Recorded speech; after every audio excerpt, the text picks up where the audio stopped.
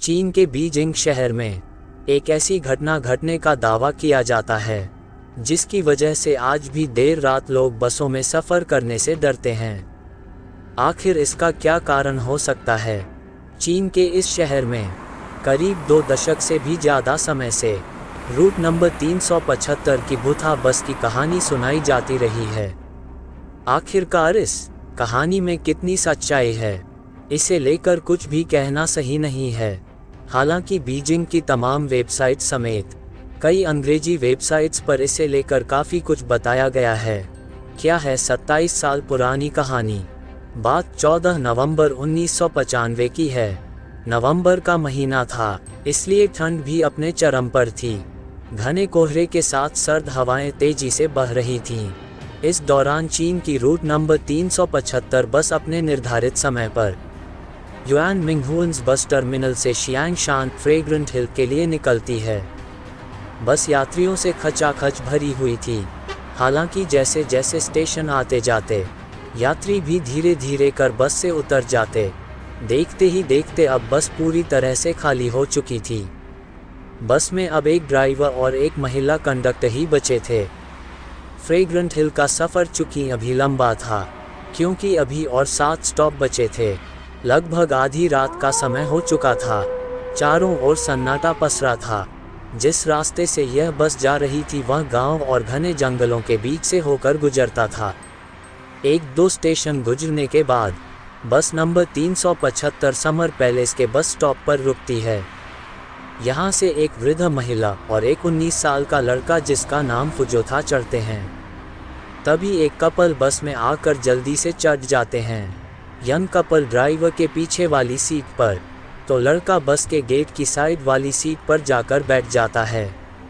वहीं वृद्ध महिला लड़के के ठीक पीछे बैठी होती है। अब बस में कुल 6 लोग थे, 4 यात्री और 2 बस कर्मचारी। बस दोबारा अपनी मंजिल की ओर चल पड़ती है। अंदर का माहौल एकदम शांत था। इन 6 लोगों के अलावा दूर दूर तक कोई इंसान नज़र नहीं आ रहा था। तभी अचानक से जोर की बारिश होने लगती है। बस अपनी पूरी रफ्तार से सन्नाटे को चीरती हुई फिर आगे बढ़ती है। लगभग 4 स्टॉप और गुजरने के बाद बस के ड्राइवर को 2 लोग सड़क किनारे खड़े नजर आए। ये देख पहले तो ड्राइवर ने बस को रोकने का नहीं सोचा, क्योंकि वो लोग जहां खड़े थे वह कोई बस स्टॉप नहीं था। हालांकि महिला कंडक्टर के समझाने पर ड्राइवर ने बस रोक दी, क्योंकि इस रूट की यह आखिरी बस थी। खैर, बस रुकती है और वे पीछे वाले दरवाजे से दोनों अंदर दाखिल हो जाते हैं। तभी हैरान कर देने वाली बात यह हुई कि बस में 2 नहीं बल्कि 3 लोग अंदर आए, जबकि बाहर केवल 2 ही लोग दिखे थे। उनमें से 2 व्यक्तियों के चेहरे बिल्कुल सफ़ेद थे, आम लोगों से भी ज़्यादा सफ़ेद, और तीसरे व्यक्ति को उन्होंने अपने कंधे के सहारे खड़ा कर रखा था। तीसरे व्यक्ति का सिर नीचे की ओर था, बाल बिखरे हुए, और उसका चेहरा बिल्कुल ढका हुआ था। तीनों लोगों ने चीन के प्राचीन काल के कपड़े पहने हुए थे। ये तीनों पैसेंजर बस की सबसे पीछे वाली सीट पर जाकर बैठ गए। बस में अशांति ना फैले, इसके लिए महिला कंडक्टर ने लोगों को समझाया कि हो सकता है ये लोग किसी नाटक कंपनी में काम करते हों और देर रात होने की वजह से या घर जाने की जल्दी में वे अपने कपड़े उतारना भूल गए हों। बस नंबर 375 यहाँ से आगे की ओर बढ़ी, लेकिन वृद्ध महिला बार बार पीछे की तरफ मुड़ मुड़ कर देख रही थी। अगला स्टॉप आता है तो यंग कपल वहाँ उतर जाता है। अब बस में कुल 7 लोग थे। अभी भी वह वृद्ध महिला बार बार मुड़कर उन 3 लोगों को देख रही थी। वे लोग उनको कुछ अजीब लग रहे थे, लेकिन बाकी लोग अपने आप में व्यस्त थे। महिला कंडक्टर भी ड्राइवर से बात करने में व्यस्त हो गई।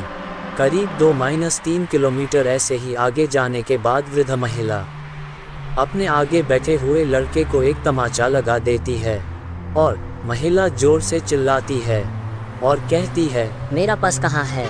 उसे मुझे जल्दी वापस करो। ये सुनकर महिला कंडक्टर वृद्ध महिला से कहती है, आपका पर्स इसने नहीं चुराया है, ये तो आपके आगे बैठा हुआ है। लड़के ने भी अपनी सफाई में यही बात कही, लेकिन वृद्ध महिला अपनी बातों पर अड़ी हुई थी। वह लड़के को पुलिस के हवाले करने की बात करने लगी। ड्राइवर और महिला कंडक्टर वृद्ध महिला को समझाते रहे, लेकिन वह नहीं मानी। उसने ड्राइवर को अगले स्टॉप पर बस रोकने के लिए कहा। बस रुकते ही वृद्ध महिला ने लड़के का कॉलर पकड़कर घसीटकर बस से नीचे उतारा और बस वापस अपनी मंजिल की ओर निकल गई। अपने साथ हुई इस घटना से लड़का बहुत परेशान हो चुका था। लड़के ने वृद्ध महिला से कहा, मैंने आपका पर्स नहीं चुराया और आपके गलत इल्ज़ाम की वजह से मेरी यह आखिरी बस भी छूट गई। अब मैं घर कैसे जाऊंगा और आप मुझे कौन से पुलिस स्टेशन लेकर जा रही हैं, क्योंकि यहाँ आसपास तो कोई पुलिस स्टेशन है ही नहीं।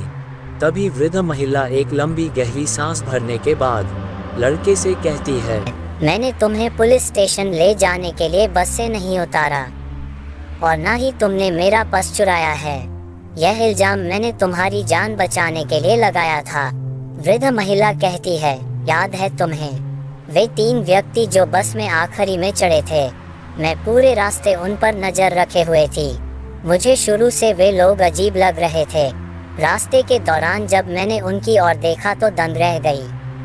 तेज हवा के कारण उनके कपड़े उड़े थे और तभी मैंने देखा कि उनके पैर ही नहीं हैं। मुझे अपनी आंखों पर विश्वास नहीं हुआ। ऐसा लगा जैसे मैंने कोई सपना देखा हो। मैं लगातार उन पर नज़र रखे हुए थी। तभी तीसरा व्यक्ति जो उन दोनों के कंधों पर था, उसका चेहरा मुझे दिखा। ये देख मैं समझ चुकी थी वह कोई इंसान नहीं है। मुझे जितना जल्दी हो सके उस बस से उतरना था और तुम्हारी भी जान बचानी थी। इसलिए मैंने अपना पर्स चोरी होने का झूठा इल्ज़ाम तुम्हारे ऊपर लगाया ताकि उन लोगों को कोई शक भी ना हो और हम दोनों उस बस से सही सलामत नीचे भी उतर जाएं। इसके बाद वृद्ध महिला और लड़का तुरंत वहां से पुलिस स्टेशन जाते हैं और पुलिस कर्मचारियों को अपने साथ घटी इस घटना के बारे में बताते हैं। हालांकि यहाँ कोई भी उनकी बातों पर यकीन नहीं करता है। पुलिस उन्हें वापस घर लौट जाने की सलाह देती है। इसके बाद वृद्ध महिला और लड़का अपने अपने घर चले जाते हैं। अगले दिन 15 नवंबर की सुबह पुलिस को सूचना मिलती है कि युआन मिंग हुएन्स बस टर्मिनल से फ्रेग्रेंट हिल तक जाने वाली रूट बस नंबर 375 गायब है। बस अपने निर्धारित टर्मिनल तक नहीं पहुंची थी। इसके बाद बिना देरी किए वृद्ध महिला और उस लड़के को पुलिस स्टेशन बुलाया गया। यहाँ उनकी बातें रिकॉर्ड की गईं और देखते ही देखते ये खबर पूरे चीन के बीजिंग में आग की तरह फैल गई। रूट नंबर 375 की बस गायब है। पुलिस काफी मशक्कत और छानबीन करने के बाद भी बस नंबर 375 का पता नहीं लगा पाए। यहाँ तक कि पुलिस ने सारे सीसीटीवी कैमरे तक खंगाले डाले, मगर कुछ पता न चल सका। 16 नवंबर को पुलिस को सूचना मिलती है कि एक बस नदी में गिरी हुई है। ये वही बस थी। पुलिस क्रेन की मदद से उस बस को नदी से बाहर निकालती है। बस के अंदर कुल 5 लोगों की लाश थी। 2 लाशों की पहचान ड्राइवर और एक महिला कंडक्टर के रूप में की गई। इस दौरान चौंकाने वाली बात यह रही कि कंडक्टर और ड्राइवर की लाश से अलग बाकी 3 लाशें बुरी तरह सड़ चुकी थीं। उन लाशों से बहुत बदबू आ रही थी। इतना ही नहीं, मामले को लेकर जब डिपो से संपर्क किया गया तो पता चला कि बस में इतना फ्यूल ही नहीं था कि वह 100 किलोमीटर आगे तक जा सके। इसके बाद फ्यूल टैंक खोलकर देखा गया तो लोगों के होश उड़ गए। फ्यूल टैंक ताजे खून से भरा था। जिस स्टेशन पर वृद्ध महिला और लड़का उतरे थे, उसके बाद के रूट में जितने भी सीसीटीवी थे उनमें से एक भी सीसीटीवी में वो बस कैद नहीं हुई। ये घटना 1995 की सबसे बड़ी घटना थी, जिसे ग्लोबल टाइम्स ने अपने चैनल पर दिखाया था। बाल बाल बचे वृद्ध महिला और उस लड़के को लोग भाग्यशाली समझने लगे। ऐसे में एक सवाल जो आज भी लोगों के लिए पहेली बना हुआ है, वह ये कि क्या वाकई वो 3 लोग इंसान नहीं थे? क्या वे सचमुच भूत थे? आपको क्या लगता है?